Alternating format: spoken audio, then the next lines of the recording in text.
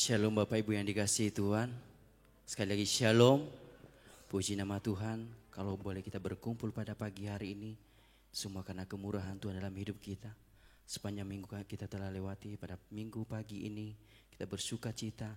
Kita berkumpul untuk memuji dan memuliakan namanya. Sebelum kita akan memulai ibadah kita pada pagi hari ini, kita akan berdoa terlebih dahulu. Terima kasih Bapak yang baik. Pagi ini Tuhan kami datang mengucap syukur ya Bapak atas karunia-Mu dalam kehidupan kami Tuhan. Terima kasih ya Bapak, terima kasih Tuhan, kami serahkan seluruh kehidupan kami ke dalam tangan-Mu Tuhan. Menjadi ibadah yang berkenan kepada Engkau ya Bapak. Kau sertai ibadah kami Tuhan, dari awal hingga akhirnya ya Bapak. Biarlah kiranya urapan-Mu terjadi di tengah-tengah kami Tuhan. Hadirat-Mu memenuhi tempat ini ya Bapak. Biarlah kiranya dalam setiap pujian dan penyembahan kami, ada kuasa-Mu yang bekerja di tengah-tengah kami Tuhan. Kau pimpin kami semuanya ya Bapa.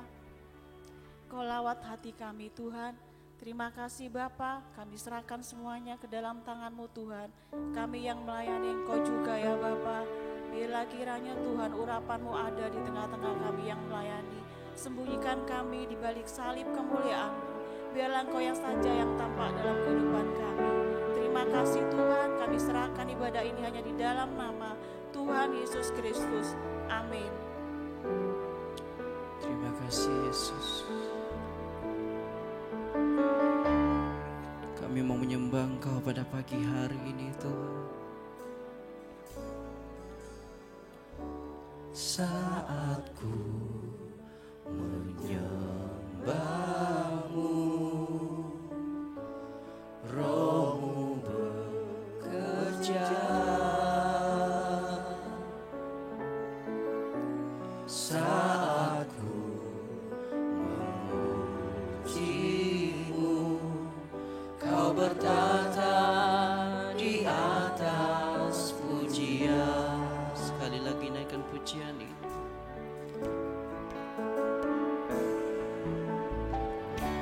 Saat ku menyembah-Mu,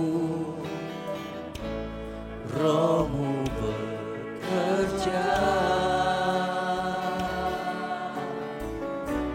Saat ku memuji-Mu, Kau bertata di atas pujian.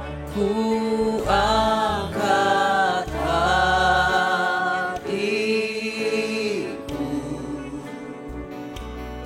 ku pandang kekudusan-Mu. Saat ku sembah, ku puji-Mu, ku rasakan kehadiran-Mu Tuhan. Bersama-sama kita naikkan pujian ini. Katakan saat ku menyembah, saat ku menyembah-Mu, Roh-Mu bekerja, Roh-Mu bekerja. Saat ku memuji-Mu, Kau bertata di atas. Sekali lagi. Saat ku menyembah-Mu, saat ku menyembah-Mu, Roh-Mu bekerja. Saat kami memuji-Mu, saat ku memuji-Mu, Kau bertata di atas pujian. Ku angkat hatiku,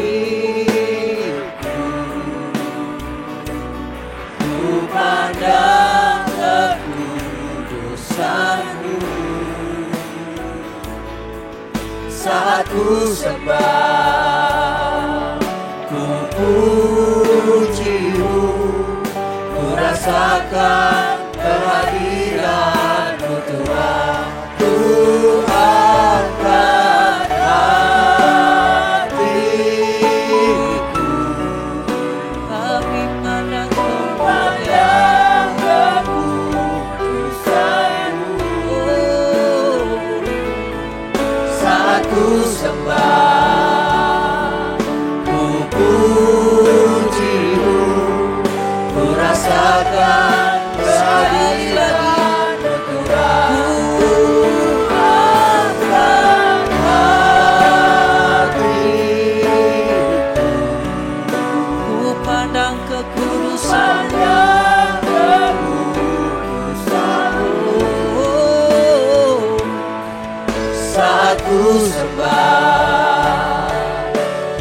memujimu, merasakan kehadiran-Mu Tuhan. Hadirat-Mu Tuhan, ku rasakan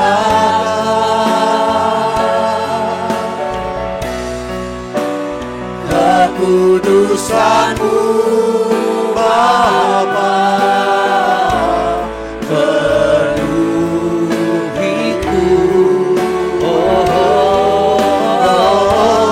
Ku rindu selalu diam dalam bait-Mu, menikmati kasih anugerah. Katakan hadirat-Mu Tuhan, hadirat-Mu Tuhan, ku rasakan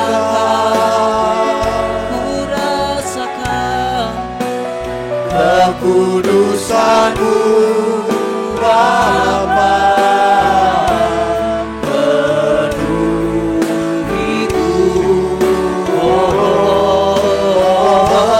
Ku rindu selalu diam dalam bait-Mu, menikmati kasih anugerah. Menikmati kasih-Mu Tuhan, menikmati kasih anugerah. Sekali lagi menikmati kasih-Mu Tuhan, menikmati kasih anugerah-Mu. Haleluya Yesus Tuhan. Syukur bagi nama-Mu. Kami mau menikmati hadirat-Mu. Lawatlah setiap kami Yesus. Terima kasih Tuhan. Syukur bagi nama-Mu. Glory bagi nama-Mu. Haleluya Yesus Tuhan. Terima kasih Tuhan. Terima kasih. Syukur kami naikkan bagi-Mu. Glory, glory bagi nama-Mu Tuhan. Sebab Engkau yang layak kami puji, sebab Engkau yang layak kami sembah. Haleluya.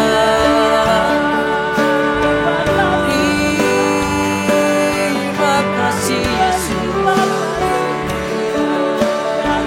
Glory bagi nama-Mu. Sebab Engkau yang layak dipuji, sebab Engkau yang layak disembah.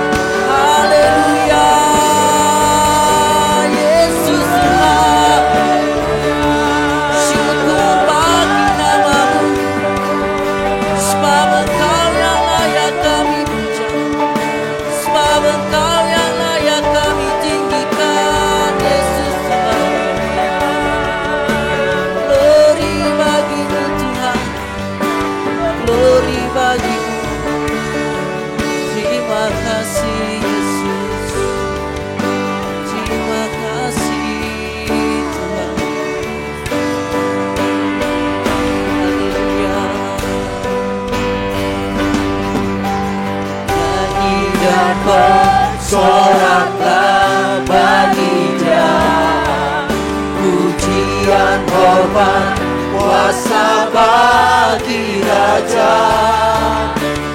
Gunung tunduk, laut bergelora, mendengar nama-Mu. Ku bersuka atas perbuatanmu, selamanya ku kasihi Engkau Tuhan. Tiada janji seperti yang ada padamu. Saya sudah semua jemaat untuk bangkit berdiri, nyanyi dan bersoraklah bagi Dia. Pujian, hormat, kuasa bagi Raja. Gunung tunduk, laut bergelora, mendengar nama-Mu. Ku bersuka atas perbuatanmu, selamanya ku kasihi Engkau Tuhan. Tiada janji seperti yang ada padamu. Sekali lagi katakan, nyanyi dan bersoraklah. Nyanyi dan bersoraklah bagi Dia. Pujian, hormat, kuasa bagi Raja. Gunung tunduk, laut bergelora, mendengar nama-Mu. Ku bersuka atas perbuatanmu, selamanya ku kasihi Engkau Tuhan. Tiada janji seperti yang ada padamu. Tiada janji seperti yang ada padamu. Tiada janji seperti yang ada padamu.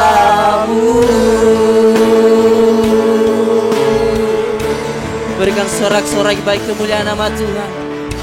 Haleluya. Kita percaya Tuhan Yesus sungguh ajaib dan sungguh dahsyat dalam hidup kita. Amin. Haleluya.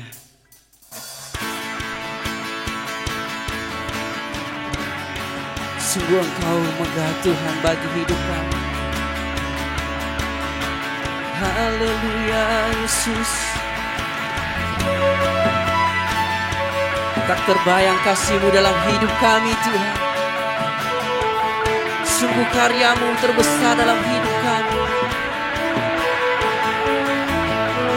Tak terbayang kebesaran-Mu dan tak terbanding kekuatan-Mu Tuhan. Kau megah bagiku. Segenap jiwa dan pengharapan telah ku serahkan untuk rencana-Mu Tuhan.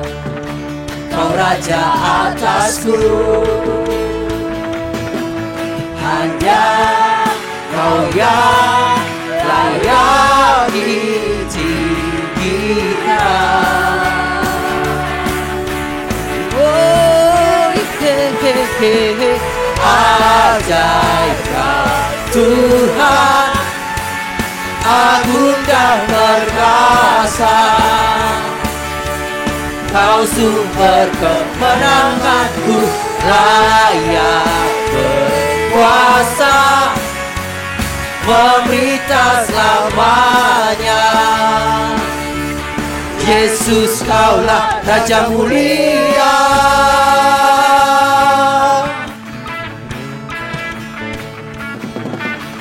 Tak terbayang kebesaran-Mu dan tak terbanding kekuatan-Mu Tuhan. Kau megah bagiku segenap jiwa dan pengharapan telah ku serahkan untuk rencanamu Tuhan. Kau Raja atasku. Everybody say,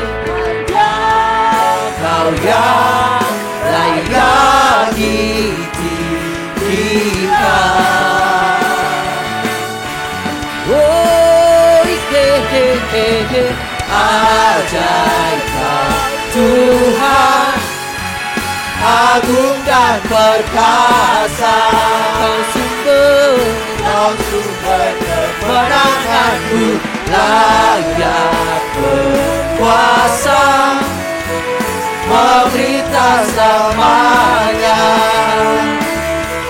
Yesus, Kaulah Raja mulia, ajaib Kau Tuhan, agung dan perkasa.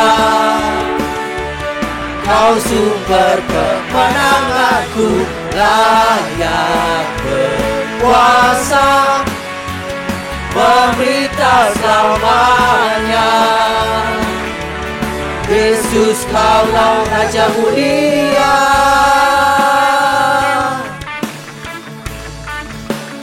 Raja mulia. Haleluya.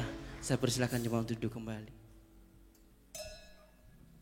Pada pagi hari ini kita akan siapkan hati kita. Kami mau mengiringmu selalu dalam hidup kami Tuhan. Sungguh kami percaya bahwa rancanganmu sungguh ajaib dalam hidup kami.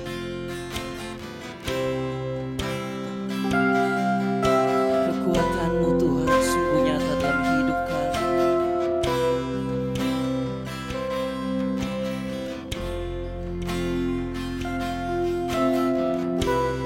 Haleluya Yesus. Kuatan di jiwaku,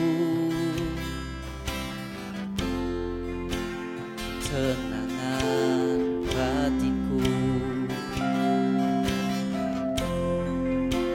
ada dalam hadirat-Mu, ku menyembah-Mu.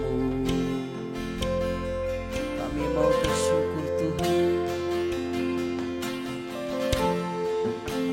tersyukurku di kaki-Mu. Rasakan hadirat-Mu, takkan ku melepaskan-Mu. Kau cahaya bagiku, mengiring-Mu seumur hidupku, masuk dalam rencana-Mu Bapa. Pikiranku, kehendakku, ku serahkan padamu. Harapanku hanya di dalam-Mu. Ku kan teguh bersama-Mu Tuhan. Jadikanku bejana-Mu untuk memuliakan-Mu.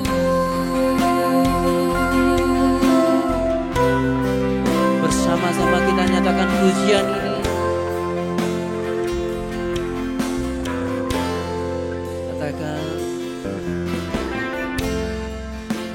Kekuatan di jiwaku, oh ketenangan di batinku, ketenangan batinku.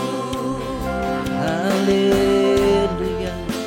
Ada dalam hadirat-Mu, ku menyembah-Mu.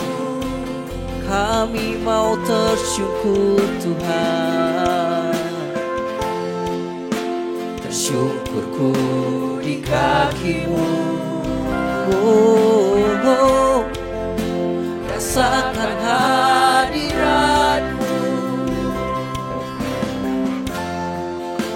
Takkan ku melepaskan-Mu, Kau cahaya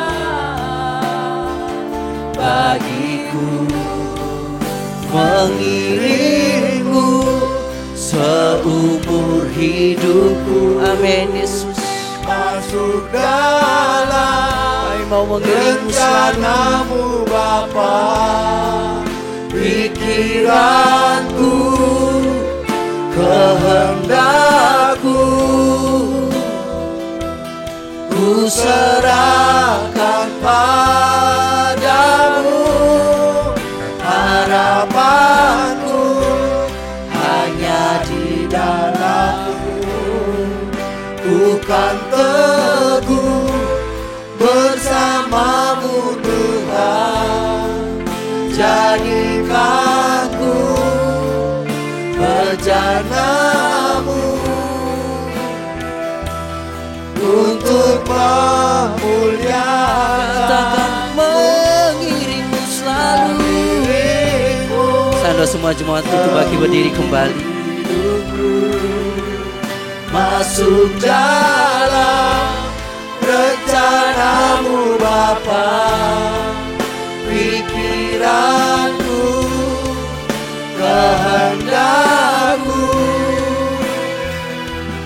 ku serahkan padamu. Harapanku hanya di dalam-Mu. Ku kan teguh bersama-Mu Tuhan. Jadikan ku bejana-Mu. Amin Yesus. Untuk mengatakan mengiringmu selalu. seumur hidupku. Masuk dalam rencana-Mu Bapa. Pikiranku, kehendakku, ku serahkan padamu. Harapanku hanya di dalam-Mu. Ku kan teguh bersama-Mu Tuhan. Jadikan ku bejana-Mu untuk memuliakan-Mu. Untuk memuliakan-Mu. Untuk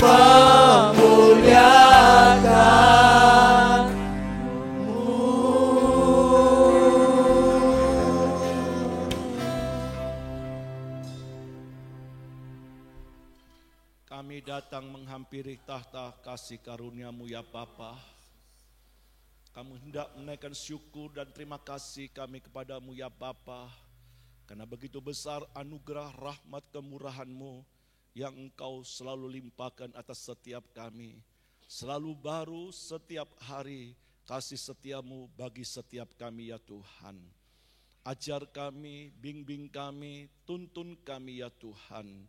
Untuk kami mengerti maksud dan kehendak-Mu akan hari-hari hidup yang telah Kau percayakan atas setiap kami ya Tuhan. Tumbuhkan rasa sukacita, rasa bahagia dalam batin kami. Untuk sukacita menerima apa yang Kau perbuat atas setiap kami. Sekalipun banyak hal yang kami pertanyakan, bahkan bertolak belakang dari segala sesuatu yang kami inginkan, ajar kami untuk bersukacita, bisa menerima semuanya dengan rasa syukur kepadamu ya Bapa. Ajar kami untuk mengiring Engkau dengan segenap hati dan jiwa kami ya Bapa. Kami mendedikasikan hidup ini bagi tujuan maksud kehendak-Mu, sesuai rancangan-rancangan-Mu bagi kami ya Tuhan. Pada akhirnya kuatkan kami semua, teguhkan kami dengan penopangan kekuatan-Mu yang menjadi sumber kekuatan kami itu. Untuk kami boleh pada akhirnya setia mengiring-Mu seumur hidup kami. Sehingga pada akhirnya kami boleh tampil menjadi pemenang-pemenang yang begitu luar biasa oleh karena Engkau yang selalu mengasihi kami. Terima kasih pagi hari ini kami akan membuka telinga hati kami lagi ya Tuhan. Ajar kami agar kekristenan ini tidak bersentralis kepada egosentris kami, tapi kami boleh mengarahkan akan apa yang menjadi kehendak-Mu. Kiranya Engkau berfirman bagi kami semua. Jadikan kami semua Tuhan penurut-penurut Allah, murid-murid-Mu yang sungguh-sungguh didapatinya setia iring Engkau. Terima kasih urapi kami semua, perlengkapi kami dengan hikmat-Mu, dengan segala pengetahuan daripada Tuhan, dan Roh Kudus menolong dalam pemberitaan firman Allah ini, sehingga bukan lagi kata-kata kekuatan kefasihan lidah dari seseorang, tapi semua tersampaikan oleh kekuatan Roh-Mu. Hamba boleh bertutur kata. Terima kasih ya Tuhan, berfirmanlah, kami siap untuk mendengarnya. Di dalam nama Tuhan Yesus Kristus, Allah Juru Selamat kami hidup, kami sudah berdoa dan mengucap syukur. Bersama-sama kita katakan amin. Silakan duduk Bapak Ibu yang dikasihi Tuhan. Shalom. Tuhan memberkati setiap kehadiran kita semuanya.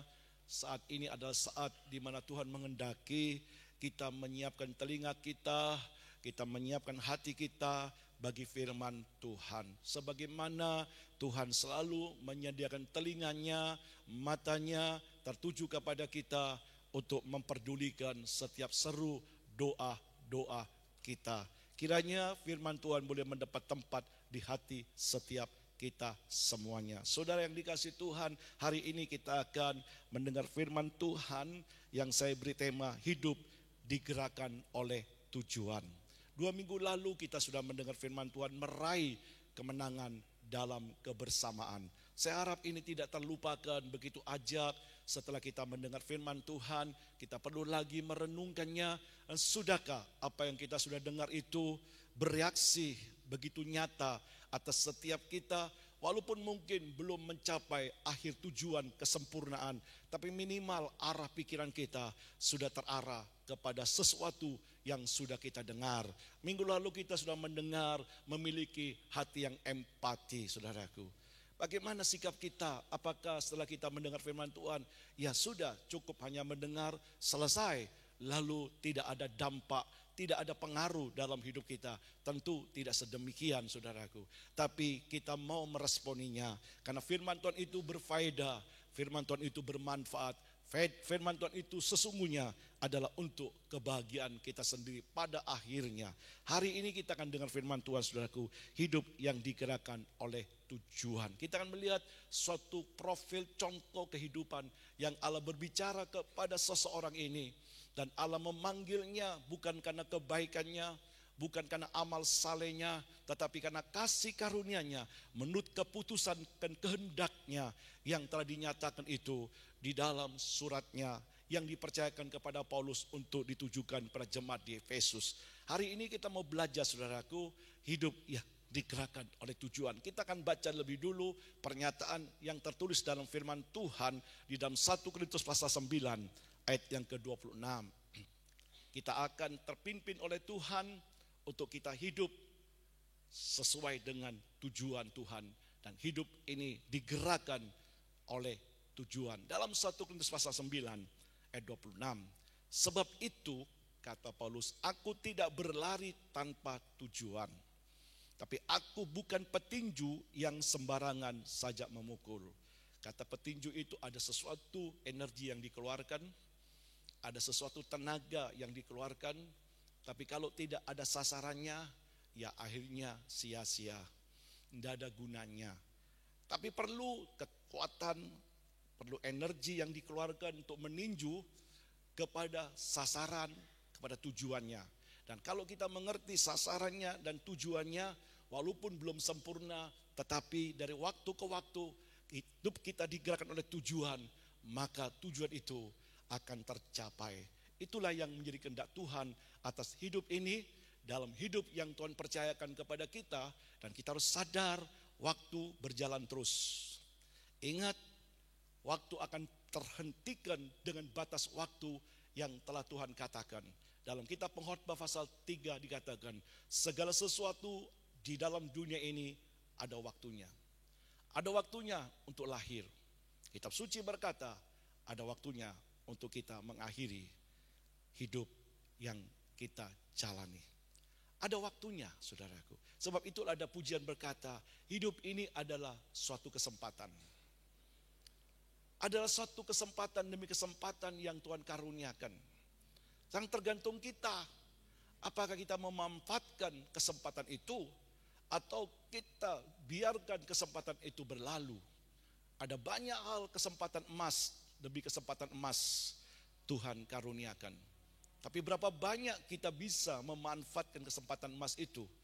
Kalau itu terulang, puji Tuhan.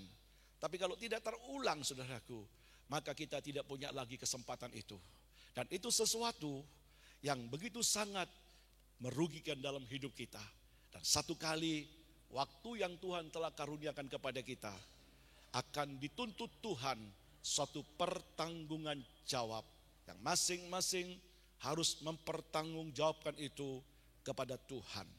Kita mungkin bisa memberikan alasan-alasan dengan argumentasi kita yang dapat kita membenarkan diri. Tapi nanti di hadapan Tuhan, kita tidak bisa berargumentasi dengan suatu alasan untuk membenarkan diri sendiri. Sebab itulah kita perlu pengajaran firman Tuhan. Perlu kita mendapat tuntunan dari Tuhan. Supaya Tuhan menuntun dan mengarahkan kita kepada tujuan Allah. Di dalam Tuhan memberikan hidup kepada kita. Contoh, saudaraku. Kenapa Tuhan menginginkan keberadaan manusia itu masuk dalam pernikahan? Salah satu tujuannya, saudaraku, untuk mencegah supaya tidak terjadinya percabulan. Untuk mencegah adanya suatu kehidupan dosa karena perzinahan. Maka hendaklah masing-masing mengambil seorang istrinya, kata Tuhan. Salah satu tujuannya menjaga kekudusan hidup yang Tuhan karuniakan dalam kebutuhan biologis kita. Sehingga dalam kebutuhan biologis kita, jangan sampai tersesatkan lalu kita melakukan sesuatu hal yang keji.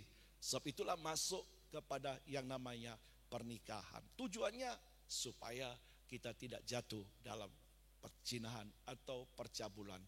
Apa kembali tujuan pernikahan? Kitab suci berkata untuk melahirkan anak-anak ilahi yang dikatakan berkembang biaklah, penuhilah bumi, saudaraku. Itu menggambarkan tujuannya bagaimana orang tua punya tanggung jawab yang besar. Tidak hanya memberi makan anak-anaknya. Karena kitab suci berkata, kalau ada salah satu keluarga yang mentelantarkan keluarganya, firman Tuhan berkata dia jahat, bahkan sudah murtad. Itu kitab suci berkata, di mana kita tidak memiliki kepedulian untuk kita bertanggung jawab, di mana orang tua hidup ego untuk diri sendiri, tidak peduli dengan anak, padahal anak itu adalah milik Allah yang Tuhan percayakan kepada orang tua untuk merawatnya, untuk mencukupinya, tentu relatif.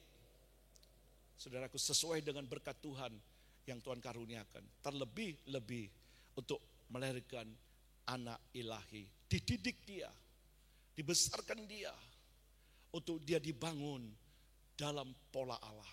Sebagai regenerasi yang melanjutkan terus rencana Allah. Ini salah satu contoh. Sebab itulah pagi hari ini firman Tuhan datang kepada saya, firman Tuhan datang kepada saudara. Supaya kita semuanya mengerti bahwa Tuhan memiliki tujuan. Tuhan memiliki goal atas setiap kita. Sebagaimana di dalam kitab Efesus pasal 5 ayat 17 kita baca lebih dulu.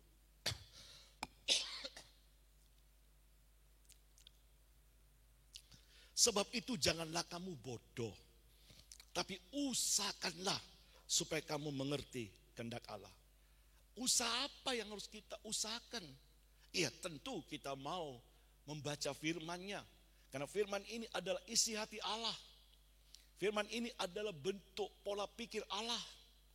Di mana kita bisa mengerti untuk kita belajar hati menjadi tenang. Di tengah kegelisahan yang kita hadapi karena kesulitan hidup yang senantiasa harus kita jalani, maka waktu kita membaca firman Tuhan, kita mengerti isi hati Allah, kita mengerti pikiran Allah. Oh, Allah itu peduli. Allah itu menyertai kita. Sekali-kali tidak akan pernah meninggalkan kita. Dia Allah yang senantiasa mau mengerti beban hidup kita.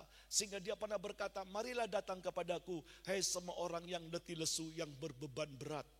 Aku akan memberikan kelegaan kepadamu. Dalam Matius 11 ayat 28. Kita mengerti bahwa Tuhan itu begitu care, begitu peduli dengan saya. Dan dia yang peduli, kitab suci memberitahukan, aku sanggup melakukan segala perkara. Tidak ada perkara yang mustahil. Dari keberadaan beban hidup yang tak dapat kita atasi, Tuhan siap menjadi pembela, Tuhan siap menjadi penolong, dan bla bla bla lain banyak hal, saudaraku. Begitu kita membaca firman Tuhan, hati yang galau, hati yang stres, hati yang diliputi ketakutan, timbul rasa tenang, ada pengharapan, kekuatan untuk kita tetap tabah dalam menjalani hari-hari hidup kita, di mana firman Tuhan berkata, tidak akan pernah firman-Nya kembali dengan sia-sia. Allah akan bekerja tepat waktunya, tidak pernah terlambat dan juga tidak pernah selalu terburu-buru. Sehingga kita boleh menanti semua dan ketekunan. Tapi firman Tuhan juga yang kita baca, usahakanlah kamu mengerti kehendak Allah melalui pembacaan firman Tuhan ini, di mana ini adalah pikiran Allah, isi hati Allah. Oh, ini kehendak Allah. Sehingga sebagai seorang anak, tidak hanya menikmati berkat usaha dari orang tua, dari segala apa yang sudah diperjuangkan oleh orang tuanya, tetapi anak itu mulai mengerti, apa sih tujuan papa, apa sih kehendak mama. Di dalam kehendaknya, dengan lain kata kita belajar untuk menyenangkan hati papa mama. Begitu pula saudaraku, Tuhan menghendaki kita, saudaraku, pada akhirnya tidak hanya menikmati, timbal baliknya, hidup ini, saudaraku, menyenangkan hati Allah. Sehingga Allah pun juga menikmati sesuatu dari karya pengabdian kita yang kita dedikasikan, yang tadi katakan, dengan segenap jiwa dan ragaku, ku mengikuti Tuhan. Tadi nyanyian puja berkata, ku bersuka dengan apa yang Tuhan perbuat bagiku. Suatu nyanyian yang mudah kita ungkapkan dalam sebuah syair lagu. Tapi dalam dunia kenyataan iman, begitu banyak persungutan keluar. Begitu banyak omelan keluar. Bahkan pemberontakan, saudaraku. Bahkan suudon berpikir tentang hal yang buruk tentang Allah. Barulah kita suka kalau cocok dengan saya. Tapi kalau tidak cocok, kita kerap kali berhenti kepada pujian ini hanya sekedar syair. Tapi mari pagi hari ini, kita mau didewasakan oleh Tuhan. Yang tentu sebagai orang tua, betapa sedih hatinya kalau sudah lihat usianya 30 tahun, 40 tahun. Tapi cara pola pikirnya seperti kanak-kanak. Ada kecacatan, ada cacat dalam kerohanian. Ada cacat dalam pikirannya. Bukan idiot secara fakta, secara lahiriah. Tapi ada banyak pikiran-pikiran kita, saudaraku, yang dipertanyakan, yang mungkin bisa ada sesuatu yang idiot, saudaraku. Orang tuanya sedih. Udah tanda-tanda kedewasaan sudah ada, tapi masih kekanak-kanakan. Sedih. Kapan anakku bisa mencapai kedewasaan? Begitu pula Tuhan. Tuhan menghendaki atas setiap kita, seiring waktu kita akan bertumbuh. Seperti dikatakan dalam kitab Ibrani. Dari sudut waktu, kata surat Ibrani, seharusnya kamu selalu jadi seorang pengajar. Tapi tidak demikian, kata Tuhan. Kamu masih memerlukan susu terus. Makanan-makanan yang hanya seleranya, levelnya sampai pada tingkat standar tertentu. Tidak bisa ditingkatkan lebih lagi. Begitu kena makanan keras, saudaraku, tidak bisa menerima, mencret kasarnya. Langsung diare, saudaraku. Langsung bereaksi kehidupan kita yang tidak berjalan dalam kepositifan. Kenapa? Karena tidak bisa dibawa ke sana. Sebab itu Paulus pernah berkata, aku udah bisa datang kepadamu dengan sesuatu yang rohani. Sebab kamu masih duniawi. Paulus menginginkan ada sesuatu yang lebih dari itu. Dan mata kita dicelikan, dibuka oleh Tuhan. Dapat kita melihat, wow, perkara-perkara yang Tuhan siapkan lebih dari apa yang dunia dapat berikan. Dengan segala apa yang ada di dalam dunia ini, tidak bisa dibandingkan dengan apa yang Tuhan buat. Inilah yang perlu kita upayakan untuk kita berdoa, Tuhan celikan mataku. Supaya aku semakin melihat dengan jelas. Mata yang sudah melihat mungkin, tapi rabun, samar-samar, tidak begitu jelas. Tuhan buka kembali mataku supaya aku dapat melihat lebih jelas lagi. Buka mataku, dikatakan kepada sidang jemaat di Laodikia, supaya diurapi dengan minyak-Mu, supaya mataku celak mencelak, dapat melihat dengan jelas. Seperti dikatakan dalam surat Efesus, dikatakan supaya kamu dapat melihat pengharapan apakah yang terkandung dalam panggilannya. Betapa kayanya kemuliaan yang Allah sediakan bagi kita. Sehingga pada akhirnya setiap kita, saudaraku, terpesona dengan Yesus. Jatuh cinta kepada Yesus. Mengasihi Dia bukan cuma sekedar percaya, tapi ada satu lebih dari sekedar percaya, yaitu mengasihi Dia. Seperti nyanyian yang kuno, ku jatuh cinta padanya, tambah mendalam dan tambah mendalam lagi. Sehingga kita bisa berkata seperti Paulus, aku melupakan yang di belakang, aku berlari-lari kepada tujuan panggilan sorgawi. Itu yang harus dikejar, itu yang harus kita peroleh. Itu yang dikatakan tadi dalam kitab Efesus, usahakanlah supaya kamu mengerti kehendak Allah. Dan kalau kita tidak mampu, kita tidak bersedia untuk mengusahakan kehendak Allah, kita termasuk kategori orang yang bodoh. Nah, kalau kita termasuk sudah kategori orang yang bodoh, termasuk saya, maka orang bodoh adalah musuh keberhasilan. Orang bodoh adalah identik dengan kegagalan. Orang bodoh adalah identik, saudaraku, dengan kehancuran. Tapi orang yang arif, orang yang memiliki hikmat, dialah yang akan memetik keberhasilan. Dia akan memetik, saudaraku, kesuksesan. Sebab itulah Tuhan memberikan pernyataan betul manisnya firman Tuhan berkata dalam kitab Efesus pasal 5:17. Dengan yang kata, aku tidak menghendaki kamu gagal, nak. Aku tidak menghendaki kamu hancur, nak. Jauh di lubuk hatiku, seperti api jauh dari panggang. Tidak ada, nak. Sedikit pun tidak ada. Aku ingin kamu berhasil. Aku ingin kamu sukses. Aku ingin kamu berkemenangan. Aku kepingin nih, semua apa yang aku miliki menjadi milikmu. Bukan cuma sekedar berkat sandang pangan papan. Ada sesuatu lebih dari itu. Aku mau sediakan kepadamu. Itu sebabnya lah Tuhan berkata, kalau engkau didapati setia dalam perkara kecil, aku akan percayakan padamu perkara yang besar. Tuhan tidak akan mempercayakan perkara besar kepada kita. Kalau Allah lihat, ternyata kita tidak bisa dipercaya dalam perkara kecil. Kalau perkara kecil aja kita sudah tidak sehat, kalau perkara kecil aja kita sudah tidak bisa menunjukkan, itu kita bisa mengerjakan dengan baik. Bagaimana bisa kita dipercaya dalam perkara besar? Saya bilang dengan seseorang anak, sudah dewasa muda, sudah berkeluarga. Saya ngomong begini, saya kasih ilustrasi. Ini ada sebuah sepeda. Kamu tahu sepeda? Tahu. Kalau sepeda ini diberikan pada kamu, maunya kan begitu? Iya. Tapi kamu udah bisa mengendarai sepeda itu. Kamu coba mengendarai sepeda itu, kamu jatuh, kamu patah, kamu luka, sepedanya rusak. Kenapa? Karena kamu tidak mau belajar, saya katakan. Kamu tidak pernah mau sungguh-sungguh untuk bisa memiliki kemampuan mengendarai sepeda ini. Keenggananmu, kemalasanmu, kemasa bodohanmu, itu merusak hidupmu. Atau dibiarkan sepeda ini mangkrak, tidak berfungsi, lalu menjadi karatan, saya katakan. Sampai di sini dulu saya katakan. Kira-kira sepeda ini rugi enggak? Si pemilik sepeda ini rugi enggak? Seharusnya difungsikan. Seharusnya mendatangkan sesuatu keuntungan. Orang ini menjawab, iya. Lalu ketiga, kalau kamu tidak bisa mengendarai sepeda ini, kamu enggan, kamu masa bodoh, kamu udah mau belajar. Padahal sepeda ini mau diberikan pada kamu. Dibiarkan menjadi rusak. Lalu ini sepeda diserahkan pada orang lain. Orang itu bisa. Orang itu sanggup.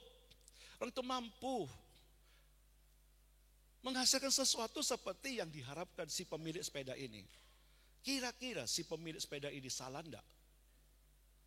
Dia tahu yang dimaksud saya, kepada siapa sepeda ini mau diserahkan. Dia berkata, enggak. Kamu enggak rela? Enggak. Tapi kamu membiarkan sepeda ini karatan. Hancur, rusak. Begitu pula saudaraku. Ada banyak hal Tuhan ingin bekerja kepada kita lebih. Di dalam kitab Galatia berkata, kita ini ahli waris. Tapi kita berada di dalam perwalian. Walaupun kita anak. Karena orang tua belum bisa mempercayakan kapasitas kita sebagai ahli waris. Karena kita masih kanak-kanak. Barulah nanti kalau kita sudah akil balik. Baru saudaraku, kita mendapat kepercayaan. Bukan lagi di bawah perwalian. Kalau tidak salah coba di dalam Galatia 4 ayat pertama. Yang dimaksud ialah selama seorang ahli waris belum akil balik. Akil balik itu apa? Bukan cuma usianya 35 tahun, 40 tahun. Tapi cara berpikir saudaraku. Cara memandang saudaraku. Cara menjalankan gaya hidupnya. Belum akil balik, sedikit pun ia tidak berbeda dengan seorang hamba. Sungguh pun ia adalah Tuhan dari segala sesuatu. Ayat kedua. Tetapi ia berada di bawah perwalian dan pengawasan sampai pada saat yang telah ditentukan oleh bapaknya. Nah ditenteni bapaknya tetap terus tidak pernah dewasa-dewasa. Dienteni terus bapaknya tidak pernah akil balik. Ya tetap di bawah perwalian terus. Kerinduan bapaknya kapan ya? Kapasitas dari bapak ini sepenuhnya bisa dikaruniakan. Dan itu bisa terjadi manakala bapak melihat keberadaan yang sudah akil balik. Persoalannya, begitu kita dipimpin untuk menuju kepada akil balik, aduh soro saudaraku. Soro. Tidak bisa menangkap. Melawan terus, berontak terus, mengeraskan hati terus. Itu bisa berlaku bagi saya dan saudara. Ukuran saya berkhotbah, bukan ukuran saya disediakan oleh Allah akil balik. Itu sesuatu karena Tuhan percayakan untuk saya bisa berbicara. Karena tidak semua orang punya karunia berbicara. Karena Paulus dalam suratnya. Ini adalah karunia Tuhan, tapi bukan ukuran. Oh, orang itu sudah pintar khotbah. Bisa memikau orang lain. Bukan ukuran. Tapi ukurannya bagaimana menerjemahkan. Bagaimana ukurannya menjelmakan. Selain menerjemahkan, menjelmakan itu dalam hidup kita. Barulah ukuran itu menjadi ukur kedewasaan. Nah hari ini kita mau belajar saudaraku. Hidup yang digerakkan oleh tujuan. Tidak berhenti hanya sampai kepada ikut Tuhan. Aku diberkati, aku diberkati. Oh puas puji Tuhan. Selesai, oh belum. Satu kali Tuhan ngomong kepada Simon Petrus. Simon, Tuhan memilih Simon dan kasih karunia-Nya. Dari semua orang Tuhan berkenan untuk berada di perahu Simon. Lukas pasal 5. Setelah Yesus berkhotbah dan sebelumnya itu Yesus menyembuhkan mak mertuanya Petrus yang sakit demam panas tinggi. Petrus melihat, wih sosok pribadi orang ini luar biasa ya. Cuma dijamah begitu aja demam panasnya sembuh. Dokter di atas dokter, bukan cuma king of king, raja di atas raja, tapi dokter di atas dokter. Aduh, luar biasa. Lalu Yesus mulai berkhotbah, memberitakan tentang kerajaan Allah. Apa yang menjadi tujuan Allah, apa yang menjadi kehendak Allah. Khotbah, saudaraku. Selesai khotbah, lalu Yesus berkata pada Simon Petrus, ayo aku mau pakai perahumu. Pertama kali yang mau dipakai perahunya. Pergi ke tempat yang lebih dalam. Hari sudah siang. Petrus mulai nurut. Puji Tuhan. Padahal dia capek loh. Sudah semalaman dia kerja. Udah waktunya istirahat. Tapi rasa takjub. Rasa terpesona pada sosok pribadi ini. Bukan cuma pelayanannya yang penuh kuasa. Pengajarannya saudaraku. Hebat ya, luar biasa. Mengikuti sampai di tengah laut yang cukup dalam. Yesus ngomong, Petrus, aku tahu kamu gagal. Kamu tidak usah ngomong, biar akulah. Kamu semalam-malam telah cari ikan. Dan tidak ada satu ekor pun yang kamu peroleh. Aku tahu. Aku peduli dengan lauk paukmu. Aku peduli dengan dapurmu. Aku peduli dengan apa yang menjadi kebutuhanmu. Betapa bahagianya. Lalu Yesus berkata, sekarang tebarkan jalamu. Petrus mulai bereaksi. Semalam-malaman aja tidak dapat ikan.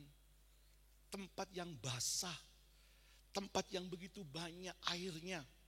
Tidak dapat aku ada air. Apalagi tempat yang kering. Semakin tidak mungkin dapatlah, logikanya berkata.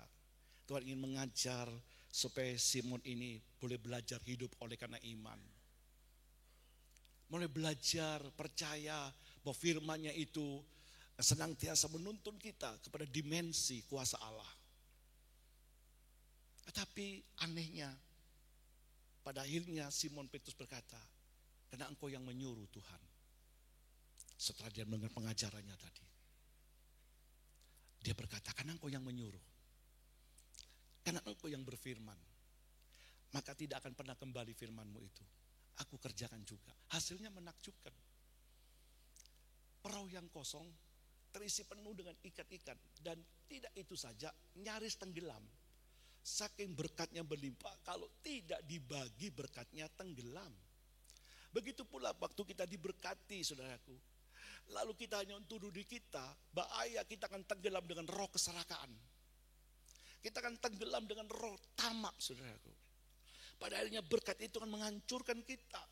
Di mana tumbuh berkembang roh keserakaan. Bahkan mungkin bisa tumbuh roh kesombongan. Gua hebat, gua sukses. Apa lu? Teman-temannya juga gagal. Di mana Yakobus dan Yohanes gagal juga. Nah, di tengah-tengah resesi, di tengah-tengah sesuatu yang sulit, gua luar biasa suksesnya.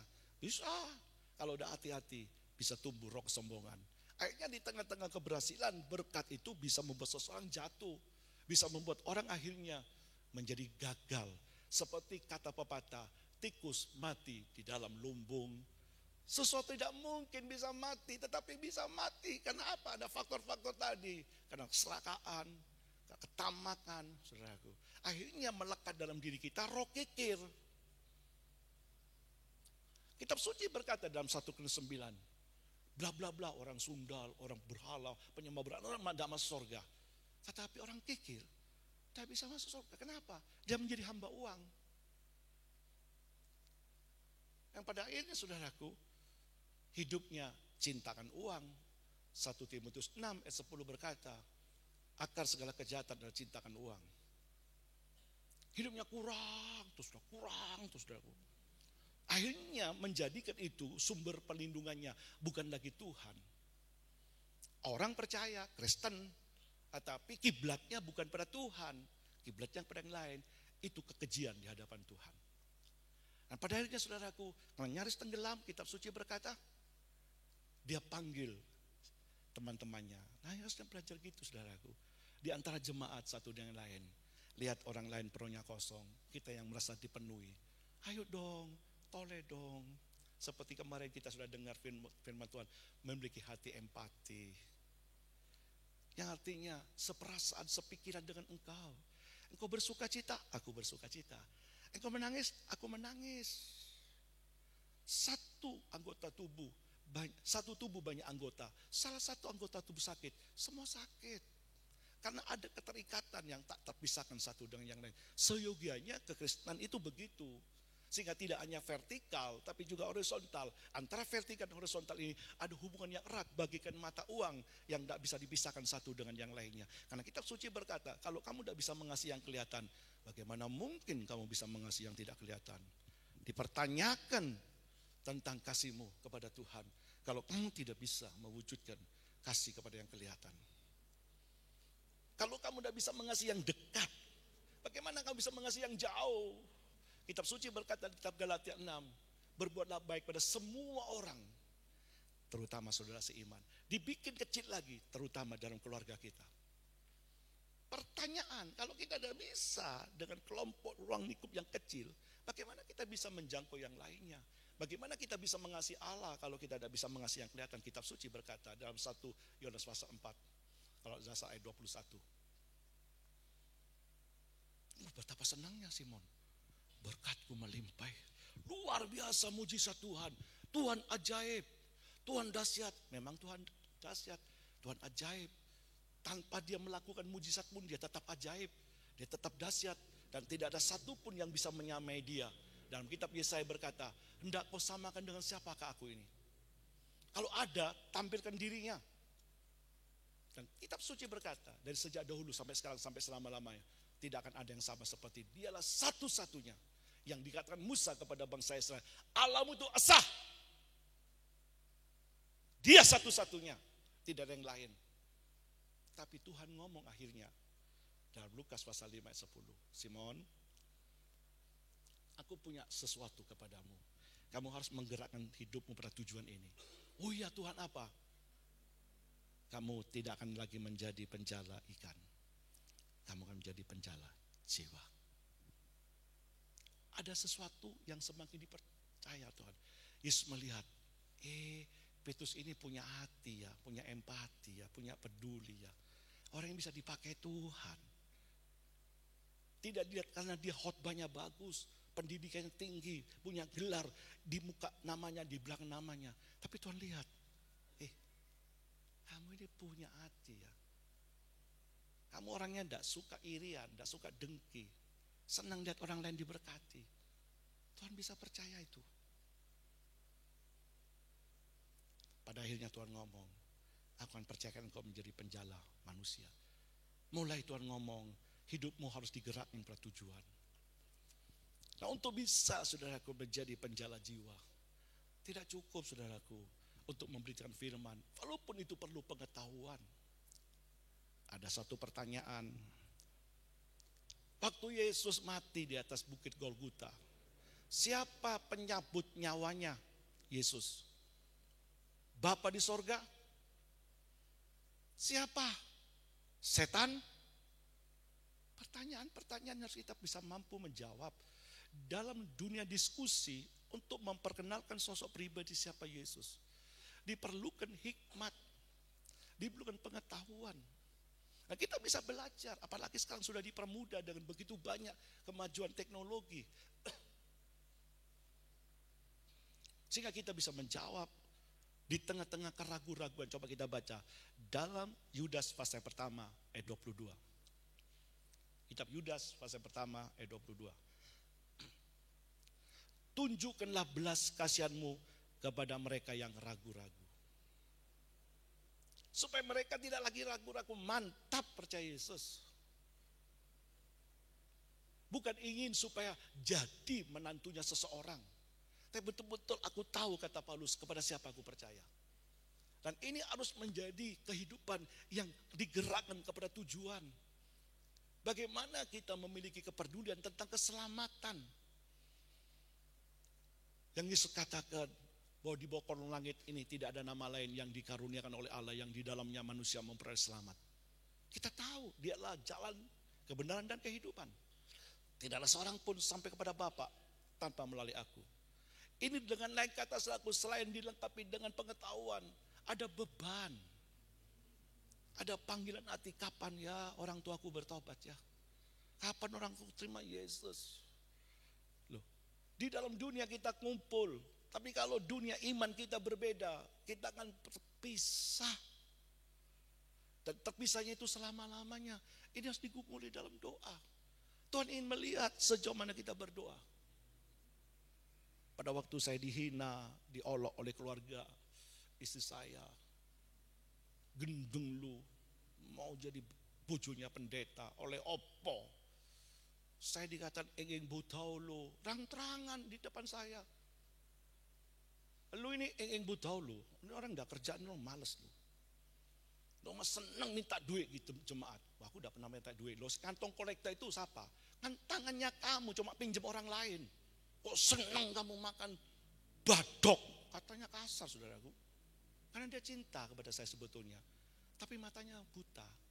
Istri sempat marah istri saya injak kakinya. Dia udah ngerti. Kalau dia ngerti tidak akan berkata begitu. Sebetulnya dia mengasihi kamu, supaya kamu jangan sampai melarat. Jangan sampai kamu itu tidak bisa hidup senang. Dalam sebuah pesta pernikahan, datang belani ke meja saya. Gak pakai kalung kamu, mana gelangnya? Itu kan penghinaan yang saya terasa.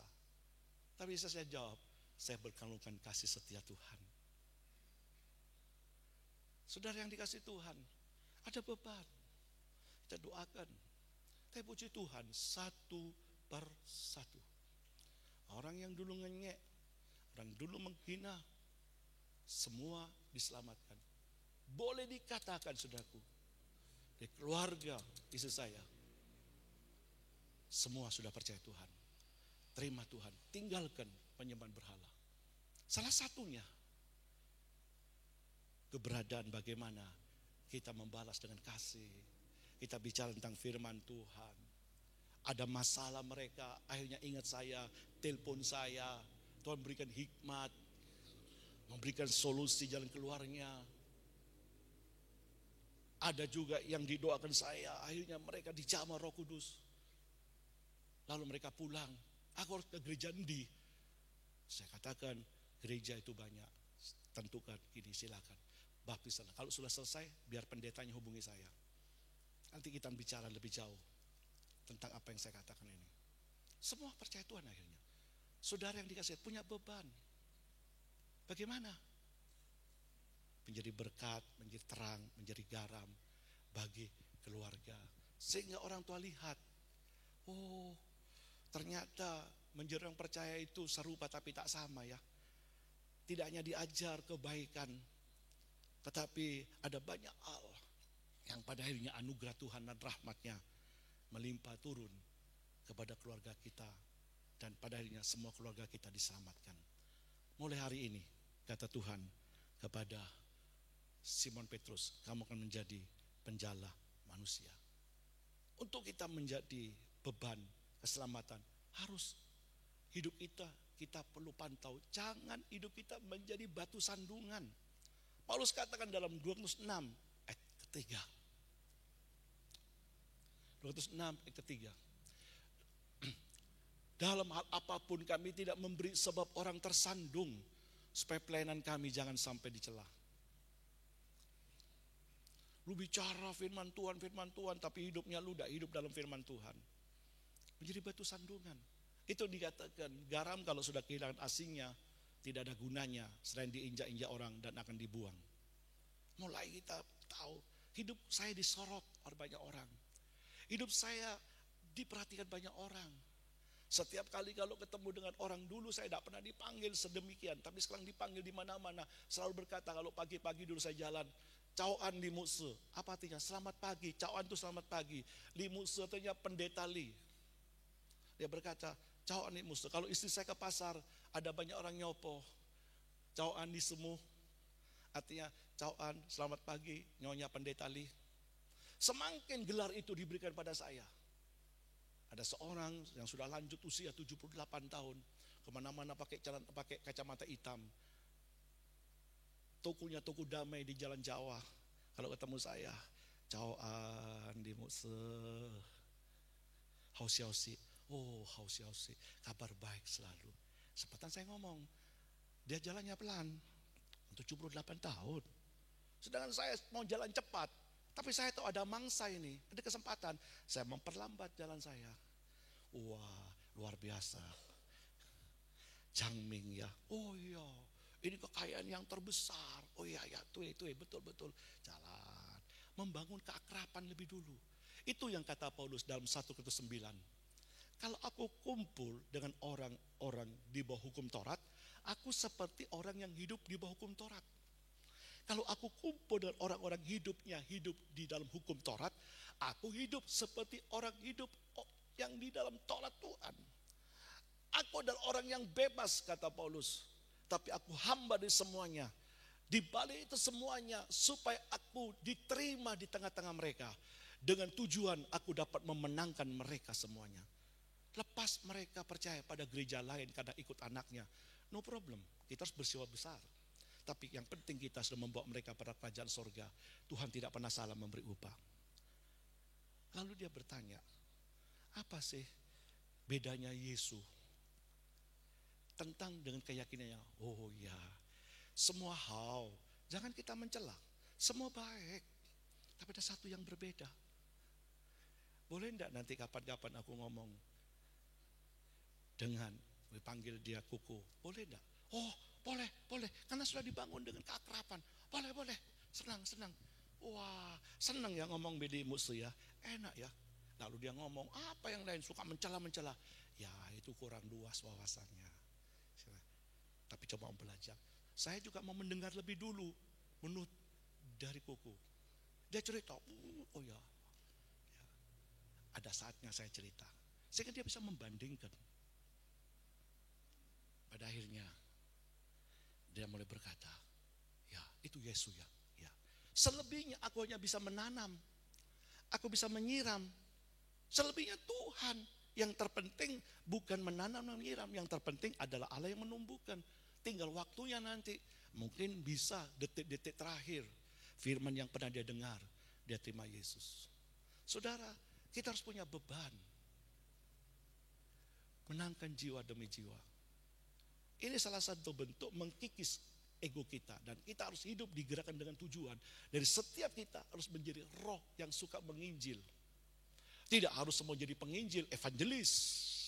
Kalau dari sebut evangelis bukan penginjil. Oh, setiap kita adalah orang-orang penginjil.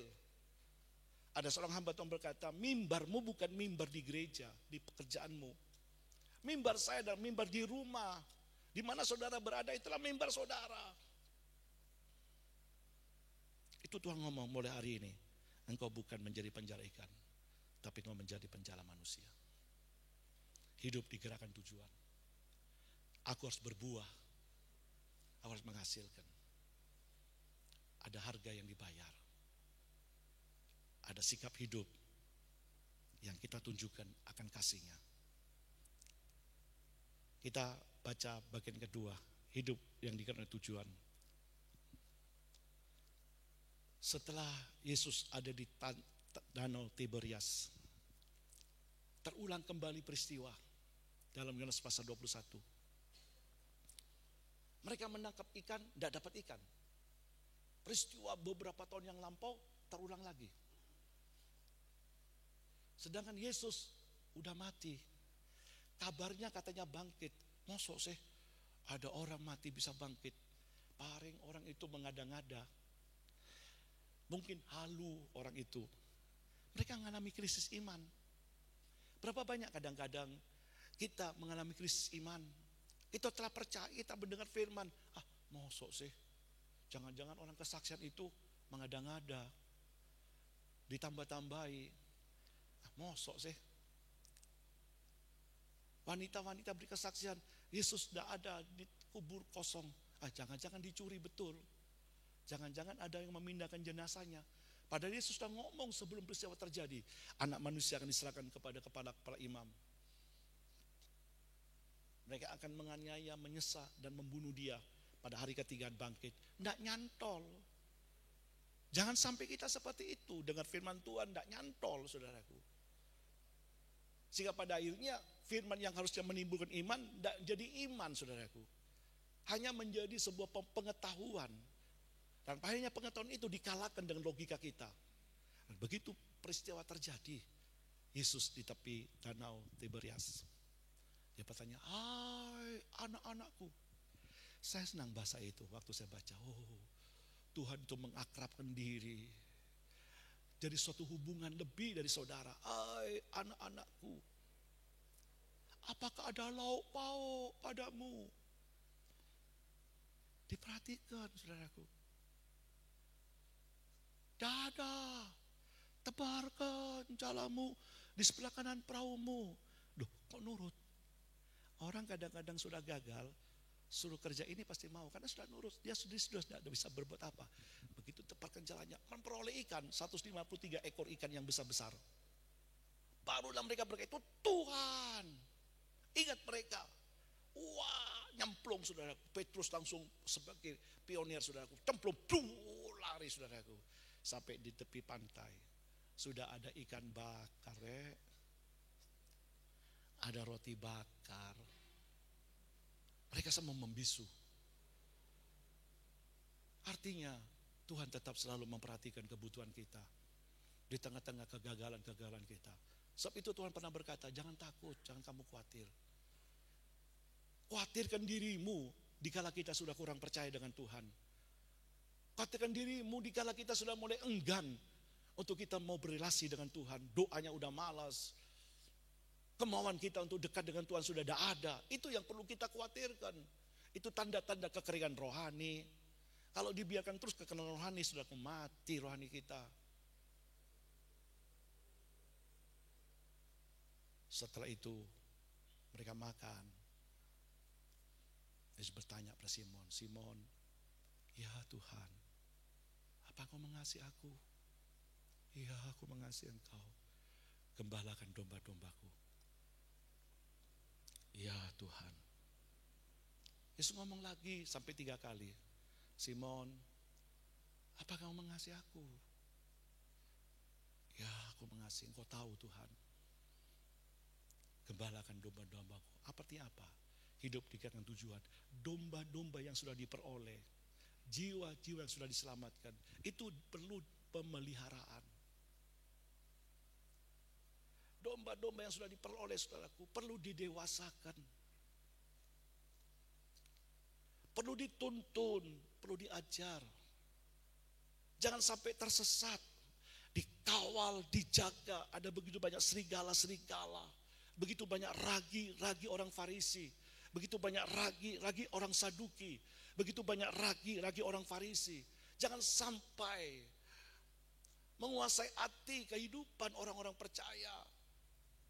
Supaya mereka jangan rusak dan tersesat oleh pengajaran-pengajaran ragi Herodes, ragi orang Farisi, ragi orang Saudi. Orang Saudi, saudaraku. Dan juga sudah dikatakan kehidupan dari penyesat-penyempat yang lainnya. Ada penggembalaan. Mungkin tidak besuk secara langsung, sekarang misalnya video call. Di tengah sakit pun masih bisa kontak. Kabarmu, kondisimu lama tidak jumpa. Ya Om, gini. Diperhatikan dengan siapa dia bergaul. Datang, telepon. Kamu katanya sudah mulai hubungan dengan si A. Iya Om. Gimana? Ya gimana Om ya? Saya lagi cinta dengan dia. Kamu tahu dengan siapa kamu cinta? Orang yang tidak seiman dengan kita. Jadi dia kan Tuhan satu Om. Tidak apa-apa Om, nanti pelan-pelan saya bawa dia. Tapi tidak bisa. Kamu belum apa-apa sudah menyangkal akan keberadaan Tuhan dan mengakui ilah yang lain. Itu namanya penyangkalan Tuhan. Firman Tuhan katakan, jika dia menyangkal aku akan menyangkal dia di hadapan para malaikat-malaikat. Perlu penggembalaan, perlu dibimbing, perlu dituntun. Nilai keselamatan itu begitu mahal. Perlu penggembalaan, perlu pendewasaan.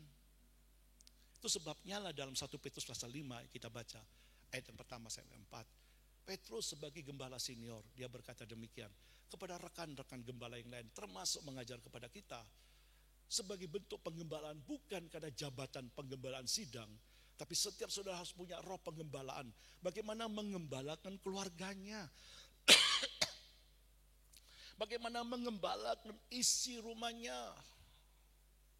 Sebagai kepala keluarga, tidak lain adalah gembala-gembala kaum keluarganya.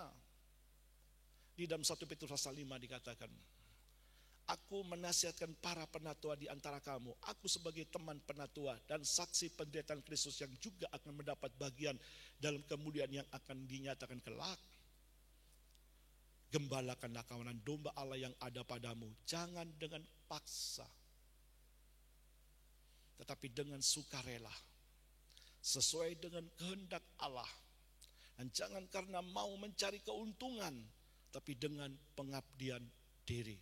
3. Janganlah kamu berbuat seolah-olah kamu mau memerintah atas mereka yang dipercayakan kepadamu, tetapi hendaklah kamu menjadi teladan, contoh bagi kawanan domba itu. Ayat keempat. Maka kamu apabila gembala agung datang, kamu akan menerima mahkota kemuliaan yang tidak dapat layu. Ini nasihat Paulus, nasihat Petrus di masa tuanya. Jangan sampai ibarat bak udah diisi penuh, bocor saudaraku. Udah masuk hilang lagi. Tinggal gereja menjadi tempat transit sekedar cuma sementara, nanti akan terbang. Tapi mari kita bertumbuh bersama, punya beban bersama. Saudara juga terpanggil punya jiwa penggembalaan dengan domba-domba yang ada. Sebab itulah dibentuk kelompok sel. Supaya kita kenal satu dengan yang lainnya. Tidak sekedar cuma datang minggu selesai pulang. Tapi tidak ada ikatan emosi satu dengan yang lain. Ada hubungan yang intim. Oh ini saling mendoakan. Itu sebabnya ada kelompok-kelompok. Seperti nanti dewasa muda akan dengan retreat saudaraku. Tidak apa-apa mengeluarkan banyak biaya. Walaupun eman, tetapi ada visi dan tujuannya. Hari ini Nardo berangkat dengan Lina untuk meninjau lokasi tempat yang akan diadakan retreat dalam kelompok dewasa muda. Karena ini regenerasi. Saya bilang pada Nardo, ini regenerasi, ini lanjut pekerjaan Tuhan ke depan. Kalau ini gagal tidak bisa mempersiapkan regenerasi, mandek gereja sampai di sini. Hanya menjadi tataan seremoni-seremoni, tapi tidak bisa langsung terus. Begitu banyak. Sebab itulah dari setiap berkat Tuhan. Bagaimana saya mampu menyisihkan. Di tengah kesulitan keuangan, tidak semua. Saya mengerti, saya bisa menyisihkan. Sehingga tidak menjadi beban, harus semua ikut. Bukan cuma sekedar ikut, mulai membangun, terjalin kemesraan satu dengan yang lain. Bagaimana seorang gembala saudaraku menegur, menasihati. Di mana dalam Yudas pasal yang pertama ayat 23, coba kita baca. Membenci pakaiannya tapi tidak boleh membenci orangnya. Ini tidak mudah saudaraku. Di dalam Yudas pasal yang pertama ayat 23. Selamatkanlah mereka dengan jalan merampas mereka dari api. Tapi tunjukkanlah belas kasihan yang disertai ketakutan pada orang-orang lain juga. Dan bencilah pakaian mereka yang dicemarkan oleh keinginan-keinginan dosa. Kita tidak membenci orangnya, membenci pakaiannya. Kita tidak toleransi. Kita tegur dari cara yang halus, dari empat mata. Tidak bisa tegur mereka dengan dua saksi mata. Tidak bisa tegur lagi di depan banyak orang. Tapi tetap mengasihi mereka, tidak ada niat untuk menghancurkannya, membenci pakaiannya. Tapi tidak membenci orangnya. Jangan terbalik saudaraku, akhirnya membenci orangnya. Kerap kali susah membedakan antara membenci pakaiannya dan membenci orangnya. Rasanya tipis sekali. Sehingga pada akhirnya katut bisa-bisa nanti membenci orangnya. Ini bisa berlaku pada siapapun. Bisa berlaku pada saya, bisa berlaku pada saudara. Sebagai orang tua dan sebagai mama dan lain sebagainya. Saudara kita membenci pakaiannya. Gue gak suka dengan cara lu. Gue gak senang cara pikirannya itu lu. Lu tersesat sudah. Tapi di balik itu aku mengasihi. Bagaimana merubah mindsetnya. Bagaimana merubah paradigmanya. Bagaimana merubah gaya hidupnya itu. Belum tentu saudaraku orang yang mau diubah itu berterima kasih. Kadang-kadang mereka marah. Kadang mereka tidak suka. Kadang-kadang menyakitkan. Kadang-kadang bisa membuat orang itu menangis. Paulus berkata, 3 tahun lamanya aku bercucuran air mata bagi kamu. Anda tidak mengerti kadang-kadang banyak air mata ditumpahkan di altar Allah waktu saya berdoa. Dan saya tahu setiap air mata yang tertumpah karena panggilan Allah itu air mata yang berharga di mata Tuhan. Tuhan menghargai air mata yang namanya saudaraku, anak dari Hagar Ismail. Tuhan lawat. Karena bagaimanapun juga dia anak Ibrahim. Dia anak Abraham. Itu air mata saudaraku. Yang bukan dari keturunan Abraham yang salah perhatikan. Sehingga akhirnya Hagar berkata. Dia sebut Elroy. Saya katakan kalau Tuhan perhatikan air mata itu. Apakah Tuhan tidak akan lebih menghargai air mata. Dikala rasa sakit terlukakan. Belum lagi diberitakan dengan gosip-gosip yang tidak-tidak.